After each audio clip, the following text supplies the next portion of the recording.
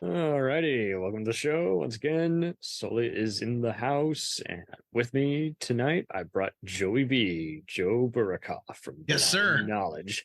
Yes, sir. Blind knowledge. Joey B. Joe B. The Joe Bizzle for Shizzle, the B, number the one Bizzle sizzle. from the Boston Izzle. Originals. Do you have this degree podcast also? No, I On? don't have a No, degree in podcasting. No, sir. I no, don't. no. This degree. This degree is now the Blind Knowledge Podcast. Okay, so that was formerly okay. Formerly this degree. You got it. Yep. Also, you've been still practicing music lately, or? Yeah. You're like the third person I've talked to today about getting, maybe strumming some guitar and playing some more music for sure. I definitely want to get back into it. It's the only thing that feels normal for me. Everything else is just awkward abyss. Hey, whatever you can do to just make it settle. Well, for me, man, Dave Matthews Band is someone. He's just a genius. I'm going to say so many things about him once you tell everyone actually what we're talking about. No, it's all good. You had so many music options. Okay. I scheduled around the guest, and in this case, I was just like, okay, from that list, I think we could talk the shit out of him. Okay. Well, I don't know. I didn't know what kind of format you had, if you were going to edit, if you're going to go on the free fly. So I don't have to go that way. I mean, for me, Dave Matthews Band is, look, they get the reactions and they get the stereotypes and they get the reputation that they have for reasons, right? But what they don't get enough love for is Dave Matthews guitar. Yes. I'm throwing it out there right now. Those riffs are ridiculously hard, really, really difficult. And just such a chill atmosphere while they're putting on a giant show. Oh, chill. And this dude's like hitting notes within notes, and he's making these shapes on this six string that's not a lot of other guitar players have ever done. It's almost like he made up his own chords. It's fun. I had to learn how to play it because I was just so baffled when I first heard it. I was like, what is that? How do I do that? And right. Who are these aliens in human design? Yeah. An alien came down and he taught Dave Matthews, and now we know about it. So they've done all sorts of things. They have, according to AllMusic, they were formed by the South African vocalist and guitarist of the same name and are often labeled a pop-oriented version of the Grateful Dead, with elements of jazz, funk, and the world beat explorations of someone like Sting or Paul Simon. That's quite a write-up. That's quite a write-up indeed. And dude, I don't know if you know this, Dave Matthews Band is from South Africa originally. Correct. And right, 5 points. Awesome. Excellent. All right. I just find it interesting though how, unlike other bands, you're getting a lot of culture, but you're not getting it's not like a Men at Work where you're doing background. It's like, wow, I'm detecting an accent, Yeah. It's like, it's there. Yeah, it's definitely detectable for sure. It's detectable, but you're kind of not looking for it because it's just kind of so welcoming. Yeah, exactly. Yeah, I agree. 100%. Oh man.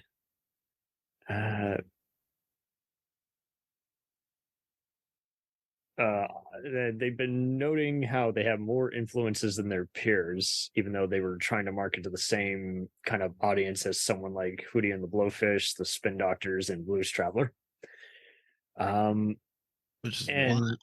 They were just so big in the 90s and so big in the 2000s, and I've heard just about all their radio hits and some of their compilations, and I could never really name a song of theirs off the top of their head. Obviously, there's some big ones like Gravedigger, but I just kind of was always just it's like, hey, wherever they go, I'm along for the ride. They're putting me at peace. They're wowing you, and then they're just kind of, it's more than just typical party music in that they're just kind of, they're introducing in an orchestra as well. Right?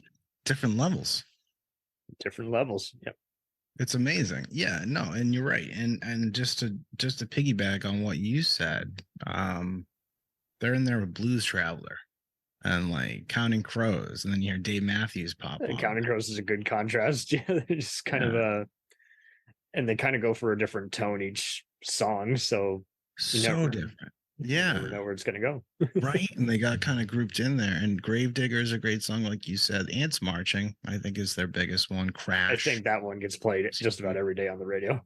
Oh, I know, right? Right around 11:32 every day. Yes, it's got to be before midnight. Right, of course.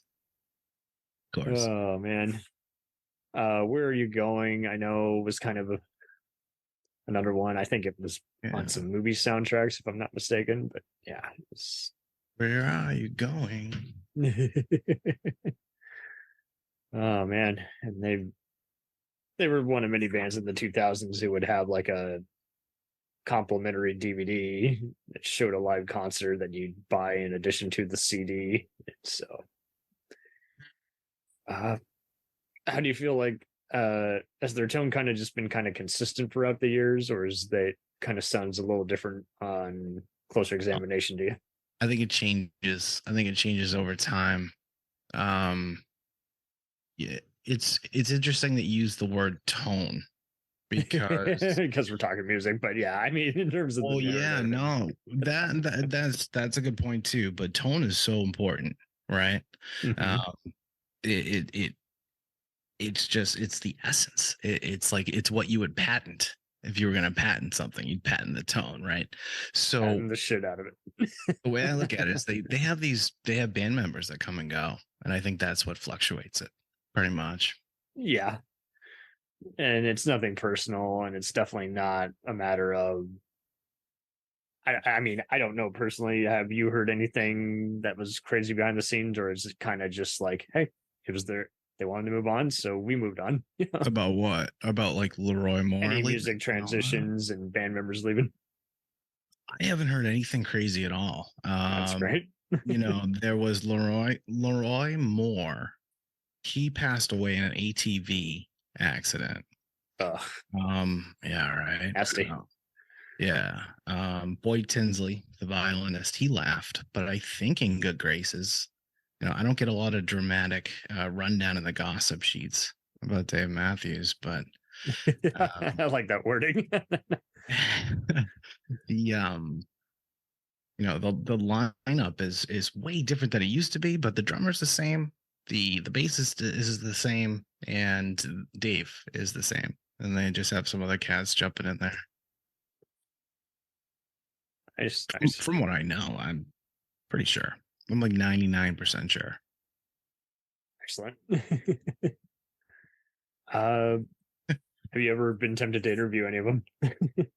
Yeah, absolutely. Can we contact them right now? That'd be great. It'd be amazing. I've actually never even thought to reach out. It's amazing how some you can. People would sometimes even ask me what my formula was. I would often just go on like and it's funny, it never gets less kind of like exciting because you're like, oh my god, but then at the same time it's like, yeah, you just type in fan mail or agent contact. Yeah, agent contact, publicist, manager, touring manager. It depends on like what they're doing. You just gotta find the right person, lay down the email clean and crisp, and hope for the best. I mean, that's been my method pretty much. I don't get everyone I go for, but I've been lucky enough to get some pretty good sized names, so I've kind of learned what works and what doesn't in that respect. Yeah. Oh man. For Dave, we should just bring him a big bottle of wine at the next festival. Just be like, and email him like a month later, like, Dave, I'm the guy with the big wine bottle that I brought over. Remember? Let me get you on a podcast. Maybe it'll work. I don't know. Probably not. He's like, get away from me. No. I haven't really seen them interviewed on any real talk shows, but I've definitely seen them perform. Yeah, same here. You don't see them like on a lot of interviews at all. Like The ones I've seen have just been Casual. casual, wicked casual. And it's usually like all the bandmates too. You know, yeah. It's weird. Yeah, it's cool though, and they still tour. They tour every year. They're still bringing it in every single year. It's wild. Since like 91 and 2. Something like that, yeah. And it's like they really hit it big in '93. And then...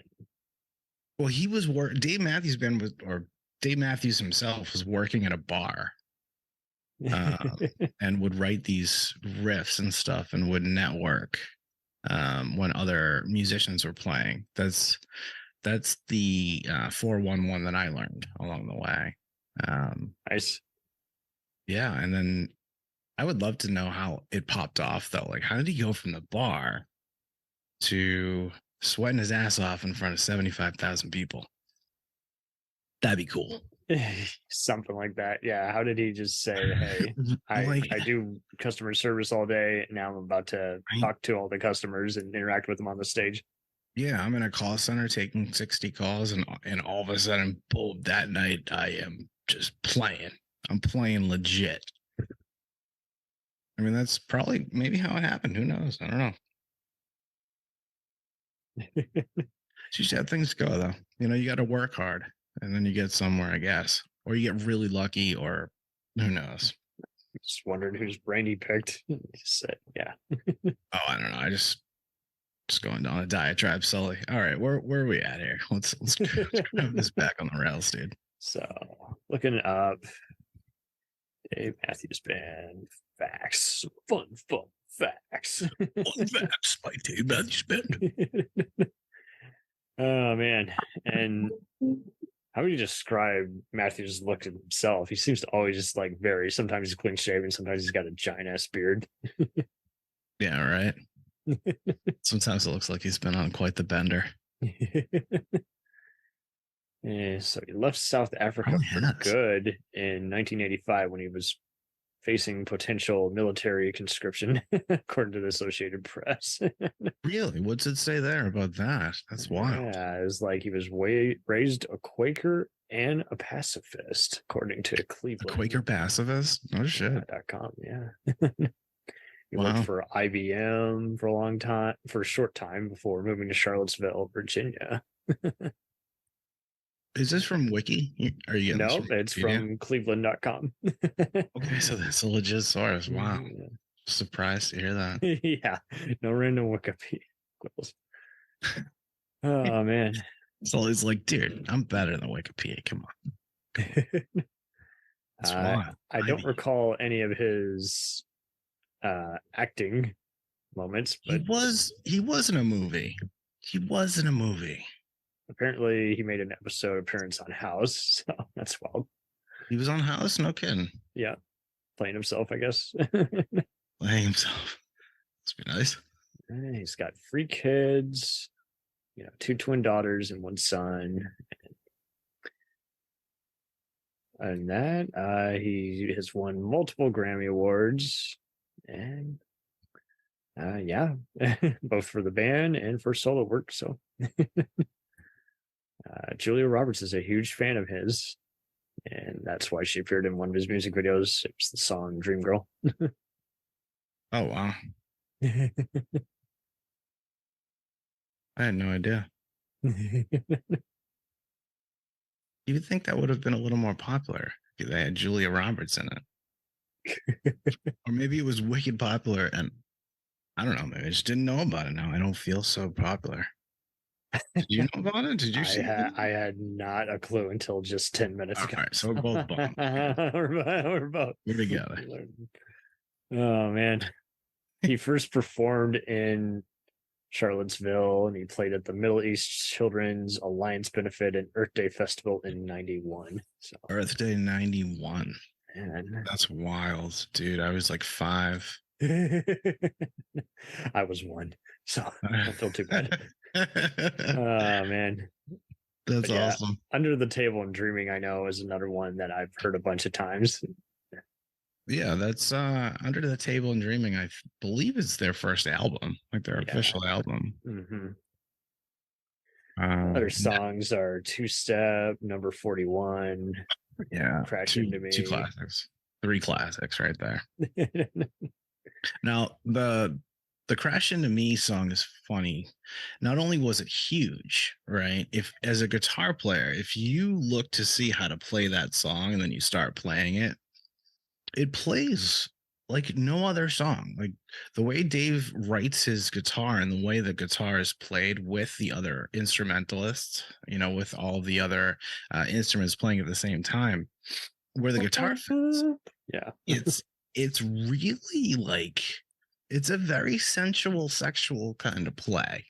Like it's definitely it is like pretty orgasmic. Yeah. I broke it out for girlfriends many of times because it plays Okay, it plays spicy.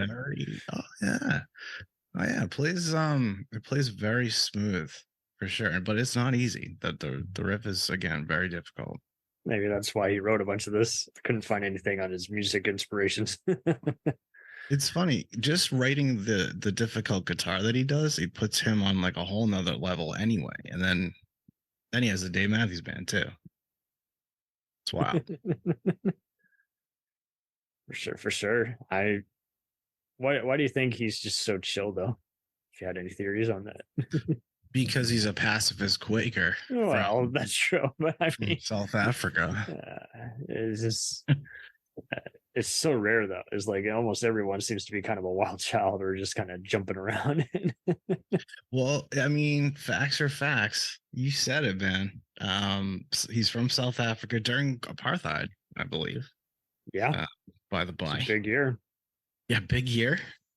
Big year in South Africa. And then, like you said, a pacifist Quaker. I mean, that does it right there. That's a person of, I don't know. I've never met a pacifist Quaker, but I can only imagine that it's a very lovely time, no matter what's happening. Just lovely. Everything's lovely. Yeah, indeed. Now, the violinist Tynesley, he was a member of the Boyd Tynesley Band. I have not heard their work. I know. Oh yeah, Boyd Tinsley. Yep. Yeah. Matthews, one of his biggest inspirations as a teen, according to Song Facts, was Bob Marley. And oh, awesome. Boyd, on the other hand, once appeared in a commercial for Twix candy bars. Boyd Tinsley. Twix candy bars. People are gonna have to look it up. Yeah, I'm actually gonna look it up after this interview. I don't know anything about Matthews' family himself, other than his dad died of cancer when he was 10. Oh. He's on the board of directors of Farm Aid, along with Neil Young, Willie Nelson, and John Mellencamp. So he's a Samaritan, like you're saying. He's just kind of just so chill. Yeah, wicked. He seems wicked chill, and that's awesome. So he's on the Farm Aid. We say it was the Farm Aid trustees. Yep. Board of directors. Wow. Yep. Anything with Neil Young is pretty damn cool, I would say. Oh man. Now their bus driver, Stefan Wall. So here's the only as close as it gets to scandal. He was carrying the band for Chicago in 2004 and made an unfortunate drop off. Driving over a bridge, he dumped 800 pounds of human waste into the river below, splashing, waste onto tourists who were on a sightseeing cruise underneath the bridge. I heard this story. He was charged, fined, and fired. So was he charged, fined, and then fired? Damn. Yeah, it says they got a new driver. So did he do it on purpose? Does it say? It doesn't say on purpose. Or it just sounds like he was a pig, and they're like, we ain't having that. I mean, that's more than being a pig. I mean, I would hope that's just an accident. What did you say? 800 pounds of raw sewage? Yeah, on the people below.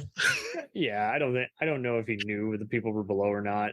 I'm gonna put reasonable doubt in that equation, but it's a bad mistake to make. Yeah, why empty your entire human waste into a public river that's going to be consumed by the public? That's even worse. That's even worse. Into a public into river. So that's We're just gonna drop our shit off over here. Right, literally. Number 2 on the river. Rolling on the river. Rolling on the river.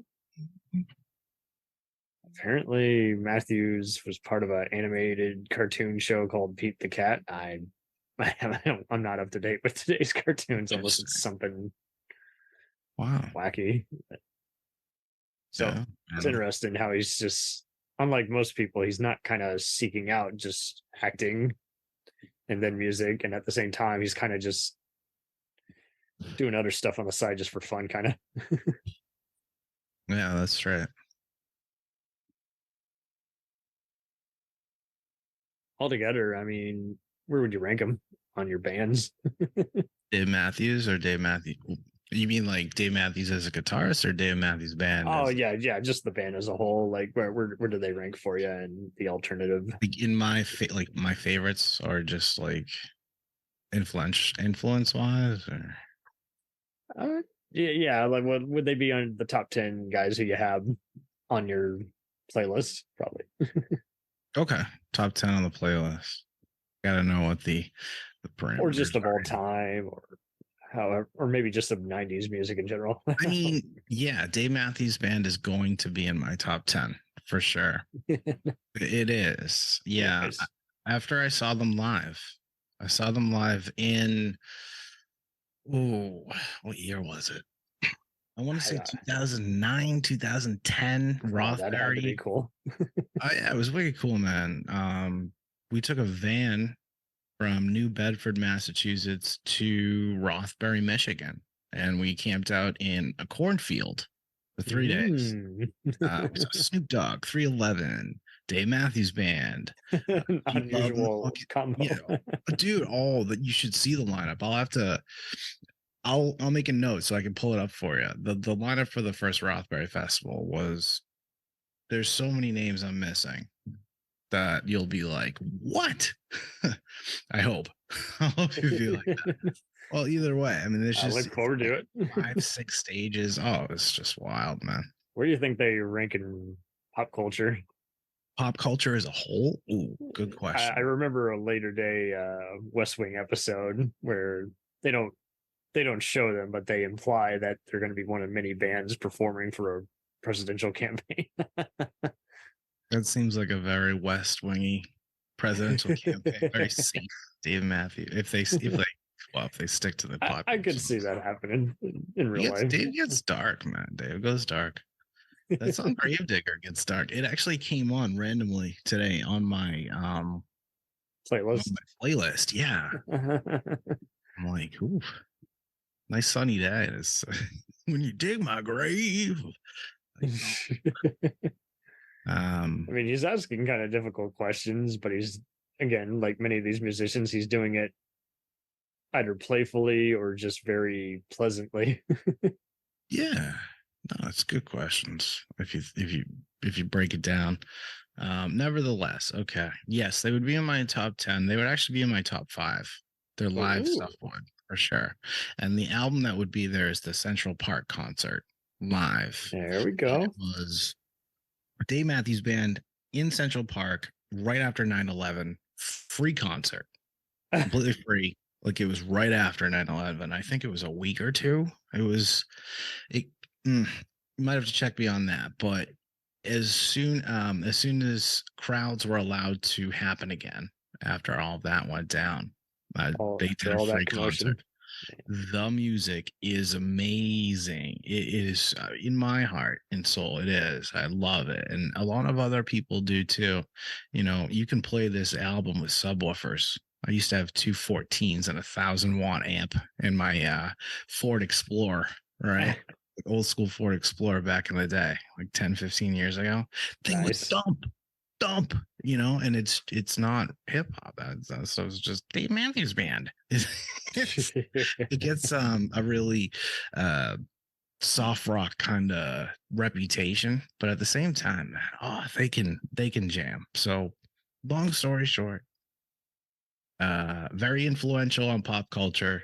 I wouldn't put them in my top 5. I don't know. I don't even know if I put him in my top 10 of pop culture. Well, yeah, I'll put him towards the end. Top 10. Okay. But yeah. I don't know if they would be on my top 10 or 20, but if there's 100, they're going to get in there somewhere just because they are essential. I 100 don't, is a safe. 100 is a safe, I mean, safe length. just because I have no issues with them. Yeah, I'm not, obviously I have not heard every song, but I've heard a bunch of them, and I've always just been like, this is chill music. So are you a fan? I am a fan. You are a fan. You call yourself a fan. Okay. I am just, I am a casual fan. I am kind of more of a just kind of like, I want to say just kind of just, I definitely owned at least one album of theirs when I went thrift stores shopping like crazy. And Oh, that's cool. I was always kind of just one of those like, hey, just put something on that is agreeable and just kind of makes your mind soar Agreeable. as opposed to just drive you crazy because there's like 3 good songs and the rest are trash. No, none of that. It's gonna be right. No, good point. Good point from front to back. But agreeable is a good word for them too. Like you can throw on and I've never heard anyone really say I can't stand Dave Matthews. If it was, they always sounded like they were just kind of jealous. I don't know.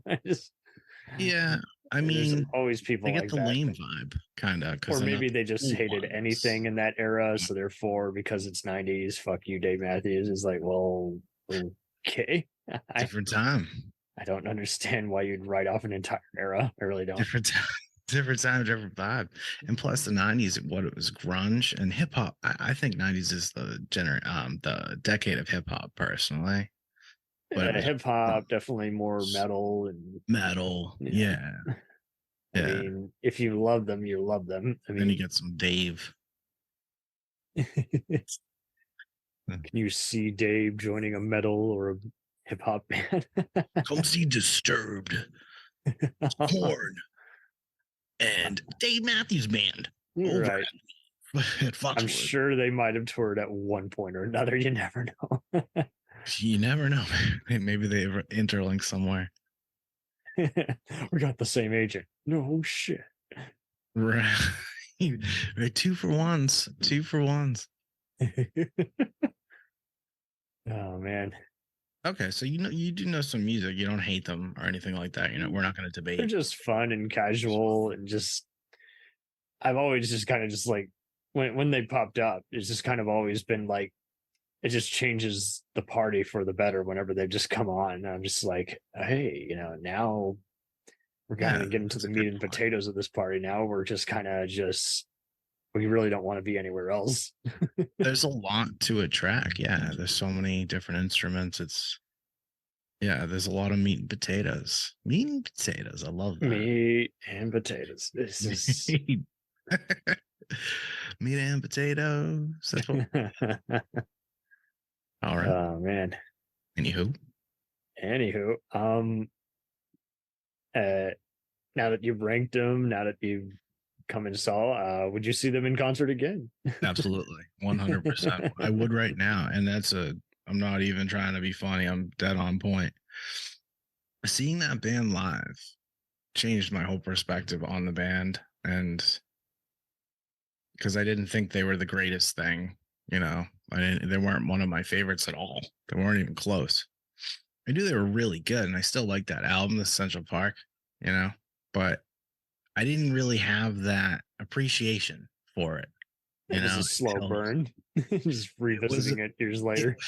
It was like I liked them and then I saw them live and I felt them.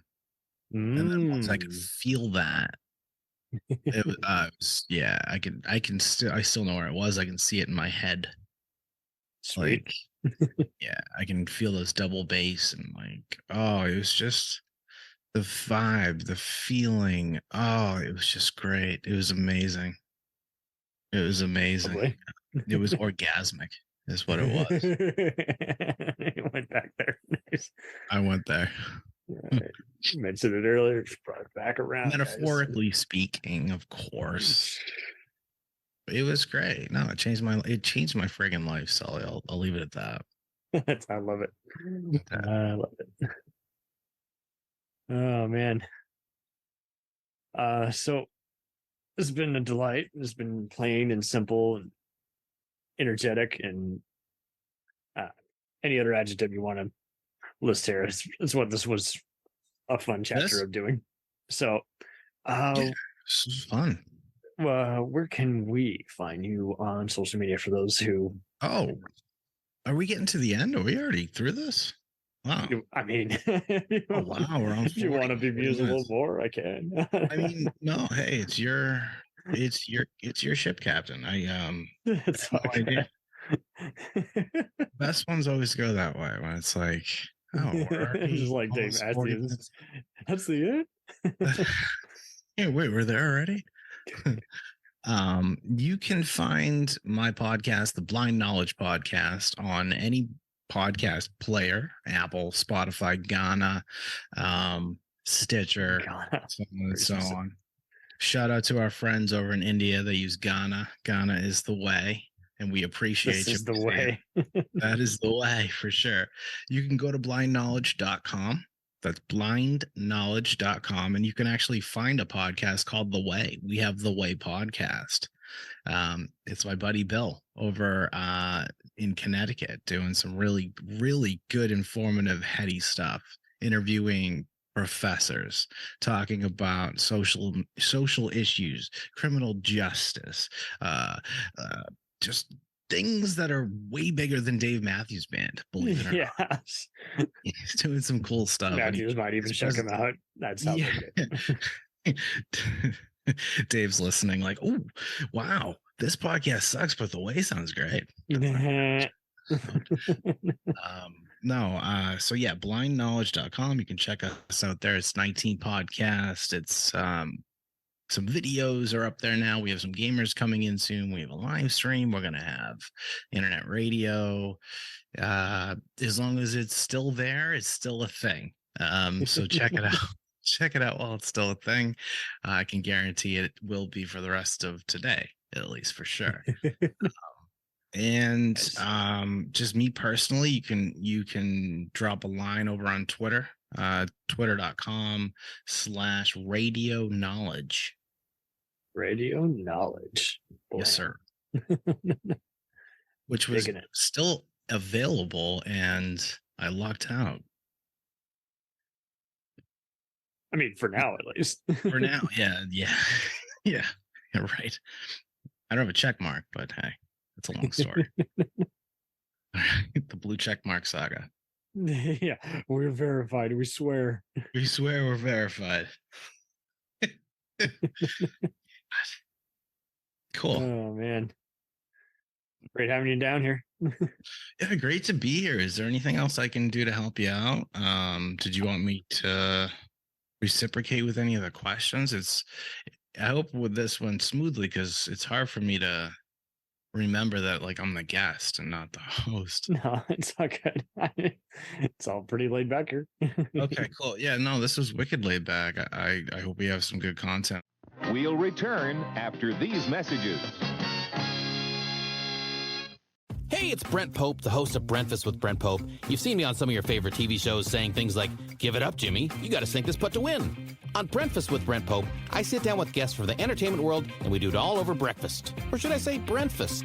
Every week on Brentfast, you get inside Hollywood info and tips, great breakfast recs and booty debates. Most of all, you get the most delightful 30 minutes of your week. So dig in. It's Brentfast time. Listen at Brentfast.com, Apple Podcasts, or wherever fine podcasts are found. Do you ever find yourself thinking about who would win in a fight between Goku and Superman? Hi, I'm James Gavsey, and on the Who Would Win show, me and my co-host Ray ignore anything important happening in the outside world and debate fictional battles between characters from comics, movies, and video games. We got a new show every week, and almost always am I the winner. Yeah, not true, Ray. In the past, we've discussed such matches as Captain America versus Darth Vader, Solid Snake versus the Iron Giant, classic matchups like RoboCop versus Terminator, and even the Muppets versus Sesame Street. That one was crazy. So if you're a fan of geek culture and love a spirited debate, check out the Who Would Win show wherever you get your podcasts, or check us out at whowouldwinshow.com.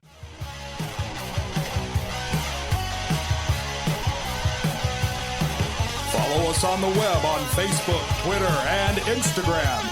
The podcast is available on Podbean, Spotify, iHeartRadio, Anchor, Apple, and anywhere else podcasts are available. Feel free to review our show and leave comments on any of those sites. Thanks a million for listening. It's a jacked up